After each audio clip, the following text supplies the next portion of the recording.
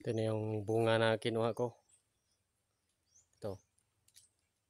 Pang purga ng bulati sa manok. Yan.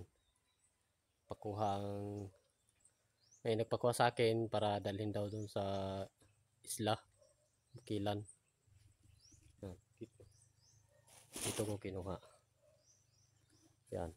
Tinanggal ko na yung mga bunga. Wala nang mga bunga sila. Wala nang bunga. Yan. Tinanggal ko na. Yan o. Yan o.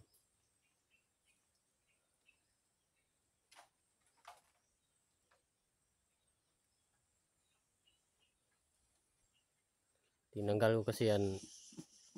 Mga bunga kasi sa gabal na. Dami nang tumutubo doon sa labas at saka dito. Tapos nagkuha ako ng mga tumutubo din para itanim daw nila doon. Gagawin ganito. Yung boundary. Pagitan ng magkabilang area. Kabilang may-ari ng lupa. Ito. Ayan o.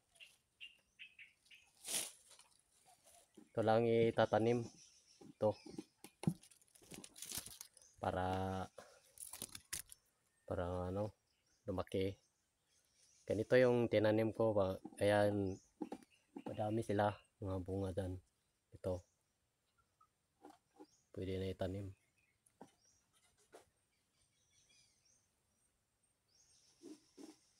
May nakapagsabi daw na nga itong bunga daw pwede daw to sa tao, pampatanggal din ang bulati na tao. Pero pag sinubukan mong kainin yung laman niya, sobrang pait. Ito na yung hinati ko. Ito yung laman niya. Yan. Lambot pa siya. Yan, ito yung ipapakain sa manok. 1/4 lang.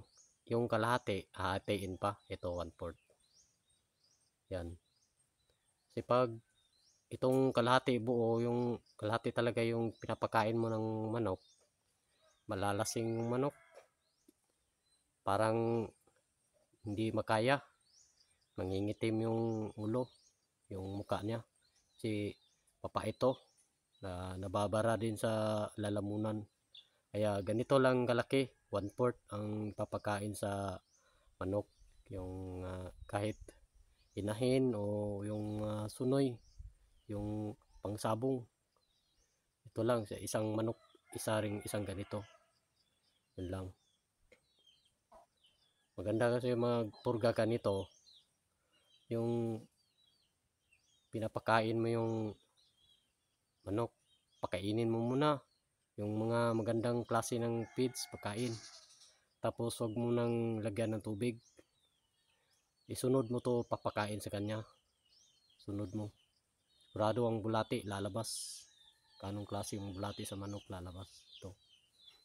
Pwede din to sa tao. Pero kung subukan mo, pait. Napakapait ito. Di kaya. Magsusuka ka talaga. Sa sobrang pait. Ito yung laman niya. Ito naman yung kalahati. Ito. Ito kalaki yung kalahati niya. Pag magpurga kayo, kailangan hatiin pa to. 1/4. Pahati. Yan. Yan ang sa isang manok. Kalahati lang. 1/4.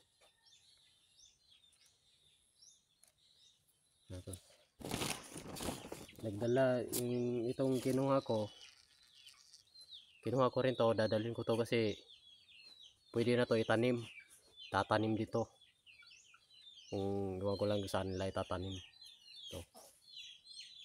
Pero yung pampurga ng manok, yung malambot pa. Gaya nito, maliliit pa siya. Ayan. Ito, maliliit pa. Ito ang tamang pampurga ng manok. Dadalhin ko na to.